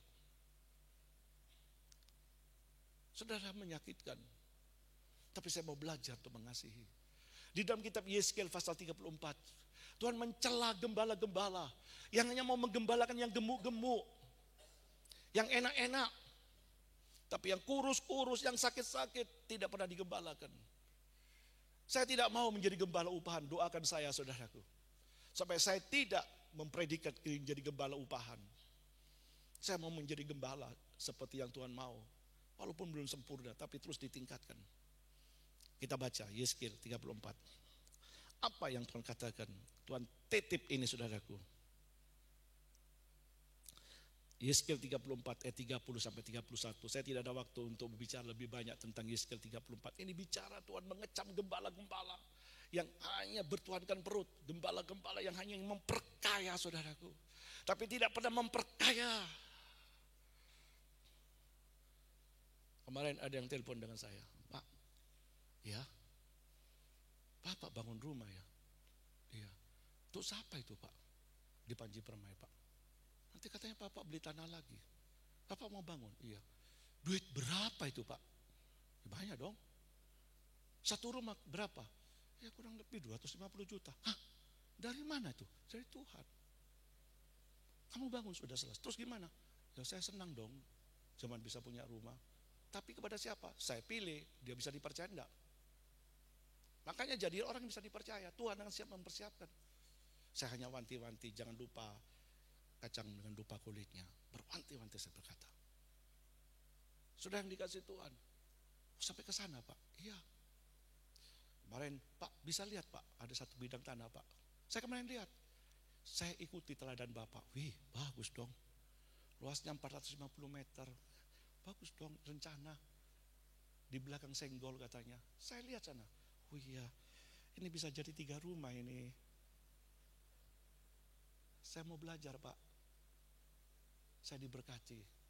Bagaimana nanti pengembalaan. Rasa terikatan di antara domba-domba satu dengan yang lainnya. Saya katakan, bolehlah, senang hatilah. Terus nanti siapa yang jaga bangunan? Biar saya yang jaga. Bapak sibuk, tidak apa-apa. Demi pekerjaan Tuhan. Bapak nanti capek, tidak apa-apa. Ya Pak, puji Tuhan. Ini masih rencana. Tapi sudah ada niat yang bagus. Maka di dalam Yeskel 34, dikatakan, dan mereka akan mengetahui bahwa aku Tuhan Allah mereka, menyertai mereka, dan mereka kaum Israel adalah umatku, demikianlah firman Tuhan Allah. Ayat 31, kamu adalah domba-dombaku, saya ulangi, kamu adalah domba-dombaku, domba gembalaanku, dan aku adalah Allahmu, demikian firman Tuhan Allah. Tuhan ngomong kepada Simon, Simon, gembalakan domba-dombaku, kamu harus digerakkan oleh tujuan. Perhatikan mereka ya. Aku titipkan kepadamu. Nanti satu kali setelah selesai tugasmu, kamu akan menerima mahkota kemuliaan yang tidak akan pernah layu. Aku hargai pengorbananmu. Aku hargai air matamu. Aku hargai dikala kamu disakiti, kamu tetap mengasihi. Aku hargai. Selalu ada pengampunan yang kau berikan. Aku hargai. Dan jerih lelahmu tidak akan pernah sia-sia. Saudara, tidak mudah mengembalakan, berkhotbah gampang. Saya pernah ngomong dengan seseorang, orang itu pintar khotbah, aku harus akui. Tapi belum tentu, kalau kita dekati, belum tentu. Puji Tuhan saya katakan, kalau bisa seperti yang kita lihat di atas mimbar. Saya katakan, kalau saya menjadi gembala setempat, 10% saya di mimbar, 90% saya di bawah. Tapi kalau saya di luar kota, 90% saya di mimbar. Saya lebih bebas berkhotbah daripada tempat sendiri. Oh mau khotbah itu, saya kenal orang itu. Khotbah itu, saya tahu persoalan itu. Mau bicara nanti ini, aduh disinggung perasaannya. Kok bicara hutang-hutang, nanti bicara itu, kok jadi perselingkuhan, selingkuhan. Selalu tidak bebas saya. Hanya kontekstual firman Tuhan. Tapi kalau saya di luar kota bebas, tanpa ada beban. Saya menyampaikan semuanya. Ada banyak hal saudaraku, yang tidak semudah untuk menggembalakan. Musa menggembalakan itu, banyak air mata. Bahkan kadang-kadang saudaraku, banyak batu demi batu yang dilemparkan kepada Musa. Bahkan menolak kepemimpinan Musa saudaraku. Padahal Musa telah menjadi gembala yang baik saudaraku, yang benar di hadapan Tuhan. Tapi itu pun masih tidak bisa diterima. Bahkan mereka, ayo kita balik, cari pemimpin lain. Menyakitkan saudaraku. Tetapi sebagai seorang yang Tuhan tetapkan, bencilah perbuatannya. Tapi tidak boleh membenci orangnya. Saudara dikasih Tuhan, sekarang bagian ketiga. Tidak cukup Tuhan ngomong satu kali. Hai murid-muridku, menurut orang lain, siapa aku? Oh, Yeremia. Yesus tersenyum. Apalagi? Yesaya. Yesus bangkut-bangkut. Menurut mereka apa lagi? Elia. Yesus berkata, ya tapi sekarang aku tanya ke kamu ya. Jangan pendapat orang lain. Oh boleh, kamu tanya apa Tuhan? Yesus tanya, menurut kamu siapa aku? Dengan lantang Petrus berkata, kalau Mesias anak Allah yang maha tinggi. Simon, Simon, perkataanmu tepat. Berbahagialah engkau Simon. Karena bukan kamu yang berkata-kata, tapi Bapakku lah yang telah mengaruniakan kepadamu. Wih, dipuji saudaraku. Tapi Tuhan tidak mau sampai di sana. Hidup harus digerakkan dengan tujuan. Dan coba ngaku engkaulah Tuhan. Kaulah Tuhanku, Kaulah Rajaku. Bagus dong. Daripada mengakui Allah lain. Saya mengakui. Tapi Tuhan tidak berhenti pada pengakuan. Tapi penyerahan diri untuk hidup seperti polanya Allah. Dalam Matius pasal 16 ayat 23, sebelumnya ayat 21 Yesus ngomong, murid-muridku yang aku kasihi, tak lama lagi aku akan berpisah dengan kamu. Waktunya sudah semakin dekat, di mana aku akan diserahkan pada kepala-kepala imam, aku akan dianiaya. Aku akan mengalami sengsara, mati tersalib. Dan pada hari ketiga aku bangkit. Yesus ngomong pada pernyataan yang lain dalam Injil Yohanes pasal 12. Kamu tahu satu biji? Ya, kata murid-muridnya. Aku tahu ini satu biji kan? Seperti guru memperagakan kepada murid-muridnya. Iya kan? Ini satu biji kan tetap tinggal satu biji. Kamu mau enggak satu biji itu menghasilkan banyak buah? Mau Pak Guru katanya. Bagus dong pendapat kalian. Pinter semua jemaat GBI. Ada yang enggak mau satu biji ini untuk tetap satu biji? Enggak mau Pak Guru. Bagus. Mau biji ini berkembang menjadi banyak? Mau. Lalu gurunya ngomong. Seperti saya ngajar anak sekolah minggu ya. Siapa yang pernah ngelencet barusan di Taman Safari? Saya, Tanto. Ada apa di sana? Di sana ada kuda Nil. Bagus. Di sana ada singa. Kalau ingat singa di mana? Singa pernah ada pada waktu Daniel di gua singa. Bagus. Kira-kira begitu ya. Lalu Yesus berkata, ini satu biji akan tetap tinggal satu biji. Tidak lebih dari itu. Kalau kepingin biji ini menghasil, dia harus jatuh ke tanah. Dan biji harus mati. Di dalam kondisi biji ini mati, barulah tumbuh tunas kehidupan. Nah, pada saat biji ini sudah mati, yang jatuh ke tanah, tumbuh, bertunas kehidupan, barulah nanti akan menghasilkan banyak biji, banyak buah-buah kehidupan. Artinya melalui hidupnya. Begitu pula lu. Kalau lu cuma hentikan satu biji, lu tidak mau mati, tidak mau jatuh ke tanah, lu udah bisa berbuah. Faham murid-muridku, faham. Siapa yang bisa kurang tahu? Semua tahu, pinter. Yuk prakteknya sekarang. Gak enak mati saudaraku. Gak enak. Tetapi kita tahu di balik kematian ada kehidupan. Kematian daging ini ada kehidupan Kristus. Pengganti kehidupan yang lama. Di mana akan memunculkan gagasan kehidupan yang baru dari Kristus. Inilah Kristen yang ideal. Saya pernah khotbah di Besuki. Menjadi Kristen yang ideal. Menjadi Kristen yang idealis. Apa sih? Saya jarang khotbah berkat. Kamu susah pasti diberkati. Tanpa saudara minta pun Tuhan pasti memberkati saudara. Yang penting bagaimana kita kencang hidup dalam firman-Nya. Kalau kita ditemukan menjadi pribadi-pribadi Kristen yang idealisnya Tuhan. Ya cita-citanya Tuhan. Jadi dambanya Tuhan. Jangan usah khawatir saudaraku. Tuhan pernah berkata, siapa yang percaya pada batu hidup itu tidak akan dipermalukan. Saya sudah mengalami dalam masa pandemi hampir 2 tahun. Saya berpikir gimana mengelola keuangan gereja. Tidak ada income, tidak ada pemasukan. Secara manusia sangat-sangat jauh dari apa yang dapat berikan. Tapi dialah Yehova, Yehova Rafa, Allah penyembuhku. Dia Yehova Jireh, Allah yang mencukupi. Dia bisa buka jalan dengan cara-cara terluar biasa. Sementara Elia ada menghadapi padang keberadaan, kegersangan, mata air semua Tuhan pelihara di Sungai Kerit. Sungai Kerit habis Allah bisa pelihara menjadi janda Sarfat. Saya percaya Allah terlalu punya sejuta jalan untuk memelihara kita. Bisa kata amin? Tenangkan hati kita, teduhkan hati kita. Allah kita ada Allah yang tidak merancangkan kita untuk dipermalukan. Dicukupi semua. Luar biasa. Dan ini kiranya menjadi pengalaman saudara juga. Untuk kita tidak hanya berkata, aku punya Allah yang besar, tapi tidak pernah mengalami kebesaran Allah. Pertanyakan itu. Saudaraku, apa yang terjadi? Allah memberkati, Allah mencukupinya.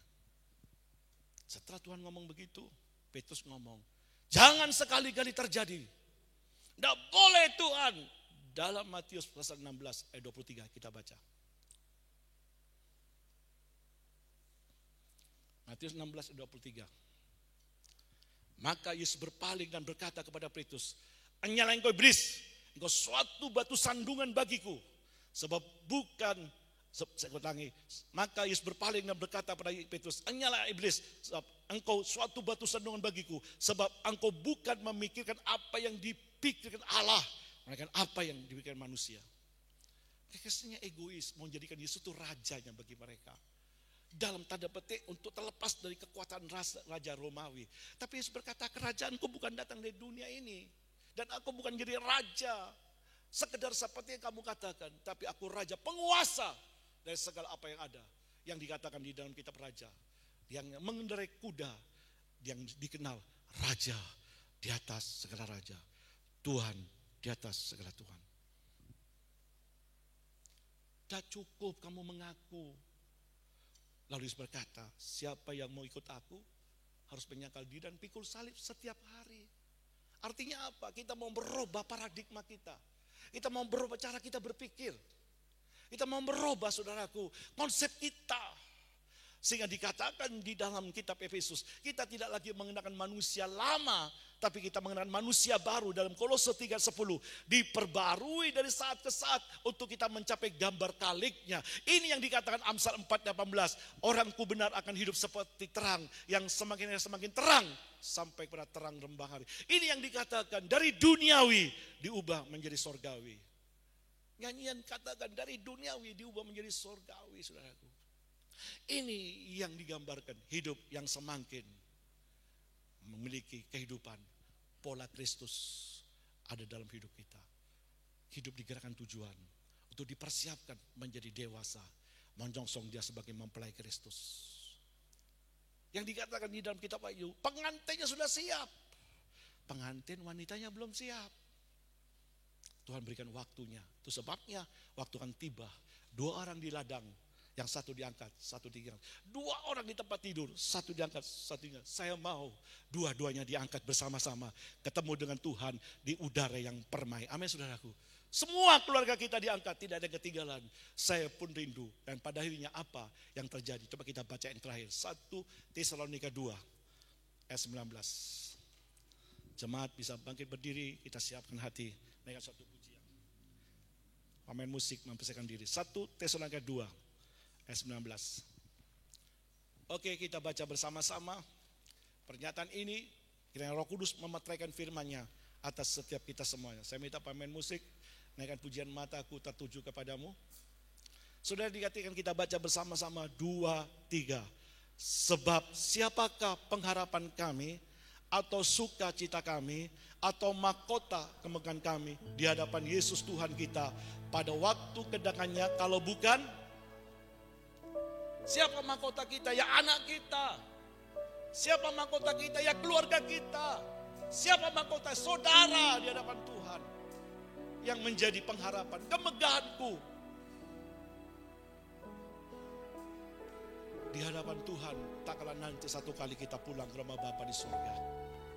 Mari kita berkata, Tuhan celikan mataku, biar hatiku hidup digerakkan oleh tujuan. Aku tidak meninju sebenarnya ninju, tapi aku ada sasaran. Ada goal, ada energi yang dikeluarkan, tapi tidak akan sia-sia. Kita nyanyikan nyanyian, mataku tertuju kepadamu.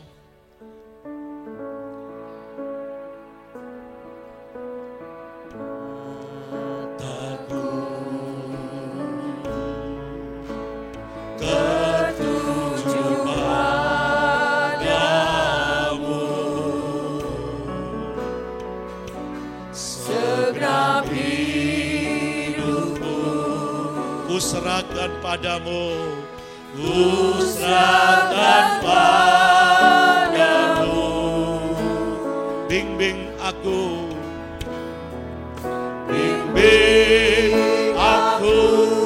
masuk rencanamu, masuk rencanamu untuk membesarkan,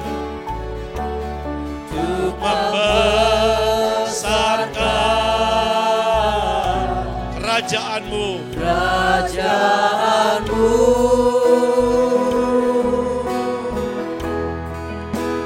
ku mau mengikuti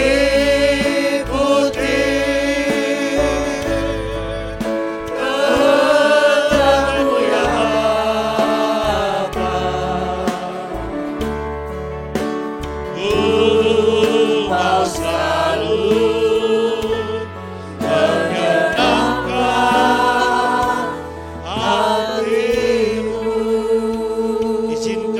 bersama singer dengan pujian ini. Sementara sudah mendengarkan pujian ini, renungkan apakah setiap mata kita sudah tercelikan. Kalau belum tercelikan, berdoalah, Bapa buka mataku supaya aku dapat melihat sasaran-sasaran tujuan Allah dalam panggilannya atas setiap kami. Ku serahkan padamu, ku serahkan bimbing aku Tuhan, bimbing aku masuk rencanamu, masuk rencanamu untuk membesarkan kerajaanmu, untuk membesarkan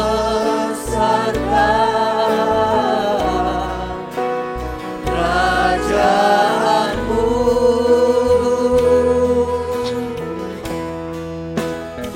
Mengikuti kehendak-Mu ya Bapa.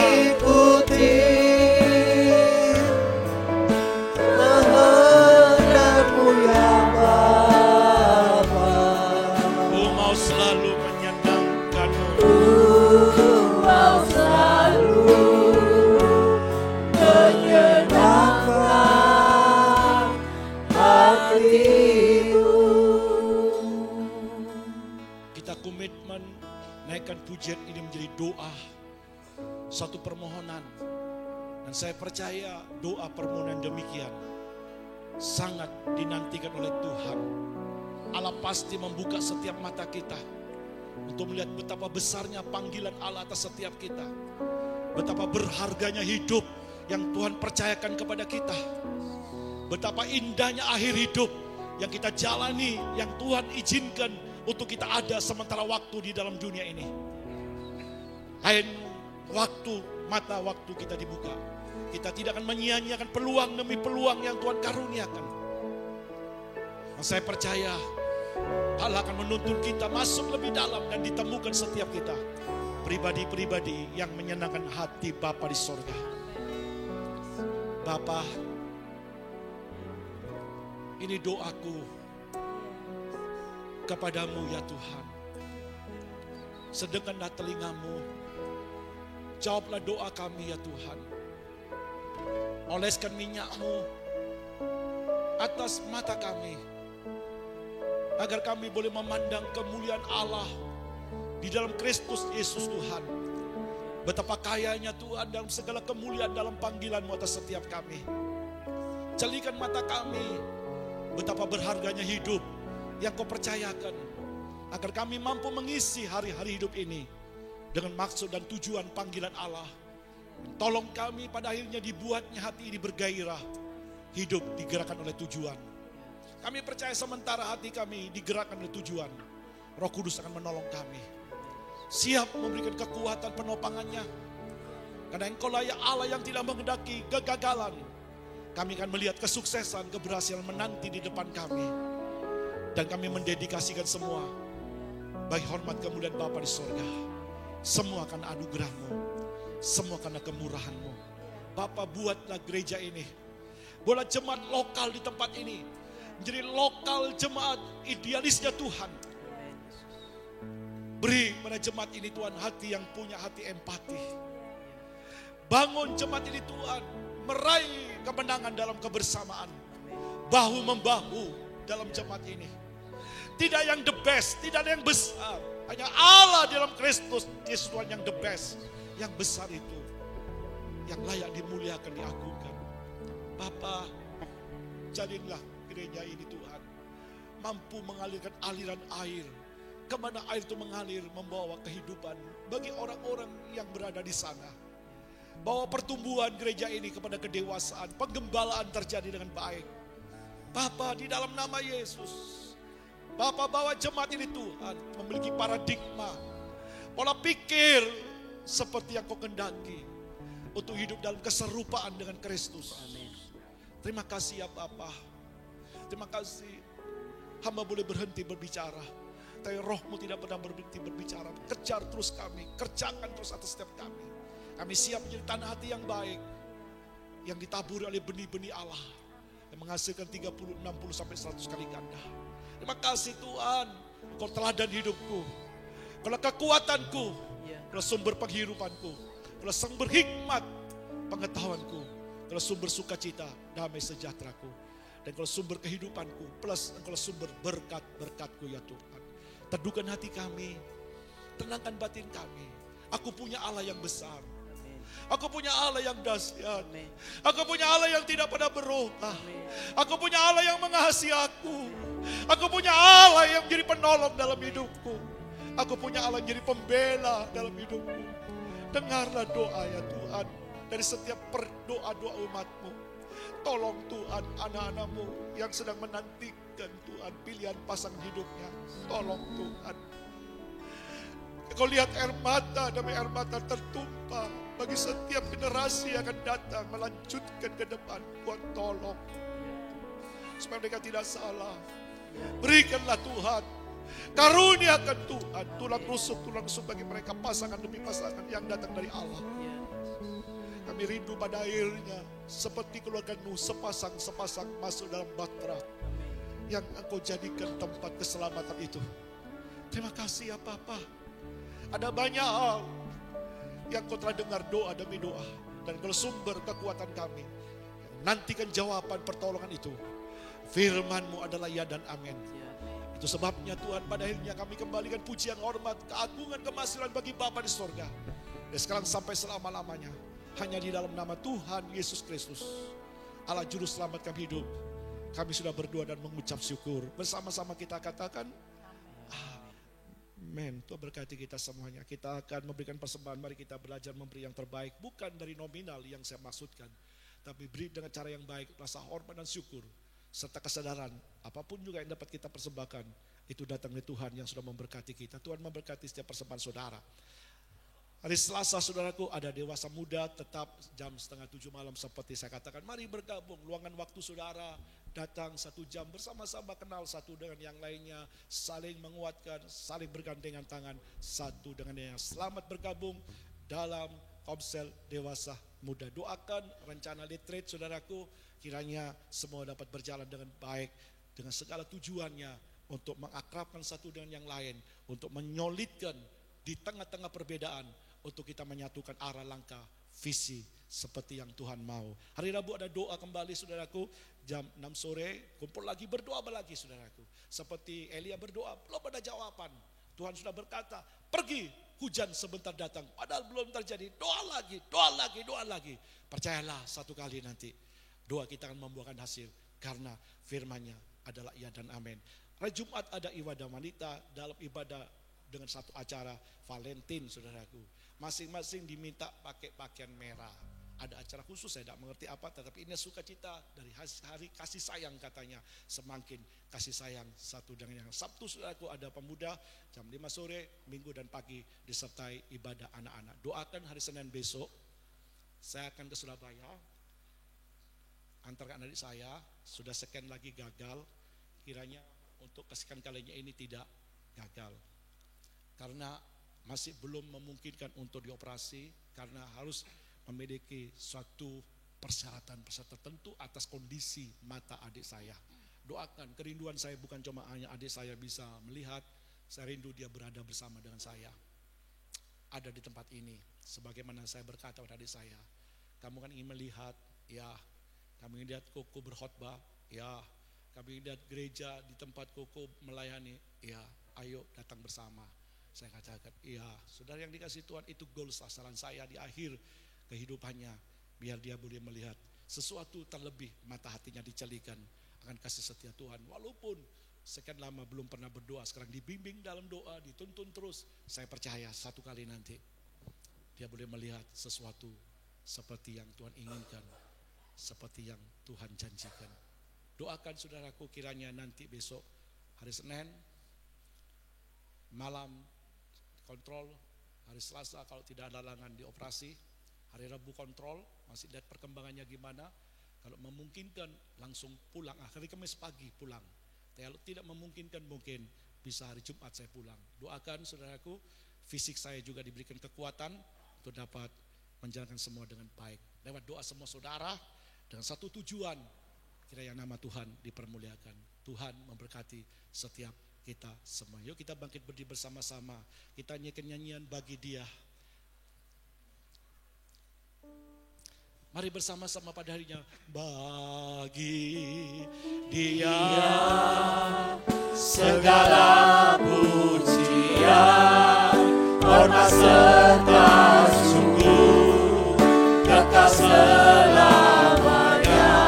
Bagi Dia segala pujian, hormat serta syukur selama-lamanya. Sekali lagi katakan bersama-sama.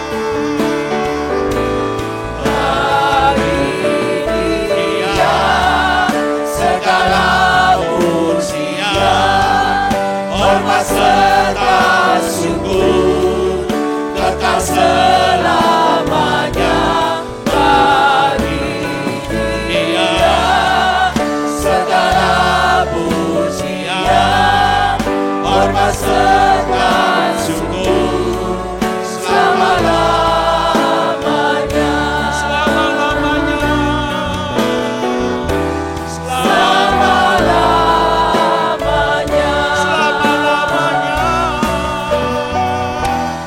Selama-lamanya.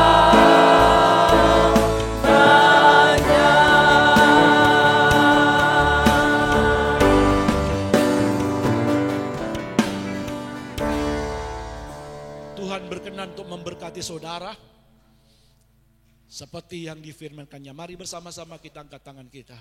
Seperti ada tertulis, Tuhan memberkatimu, Tuhan melindungimu, Tuhan menghadapkan wajahnya kepadamu dan memberi engkau kasih karunia. Tuhan menyinari engkau dengan wajahnya dan melimpahi engkau dengan berkat, damai, sejahtera, sukacitanya. Kekasih Tuhan pulang, terimalah berkat demi berkat yang dilimpahkan oleh Allah Bapa di surga. Dengan limpahnya atas setiap saudara, oleh kasih cinta sayang dalam Kristus Yesus Tuhan, oleh persekutuan Roh Kudus, Dia menyertai kita semua mulai pagi ini sampai Maranatha. Ini berkat turun melimpah-limpah atas kita semua di dalam berkat nama Bapa, Putra dan Roh Kudus. Bersama-sama katakan di dalam nama Tuhan Yesus Kristus. Yang diberkati Tuhan, yang percaya bersama-sama katakan amin. Tuhan berkati kita semuanya.